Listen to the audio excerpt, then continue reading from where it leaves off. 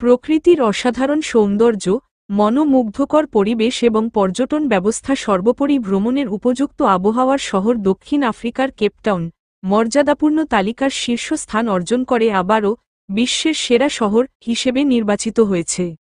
2025 সালের জন্য টাইম আউটের বিশ্বের সেরা শহর হিসেবে কেপটাউন শীর্ষস্থান অর্জন করেছে, এরপর দ্বিতীয় ব্যাংকক, তৃতীয় নিউ ইয়র্ক, চতুর্থ মেলবর্ন এবং লন্ডন শীর্ষ 5-এ রয়েছে।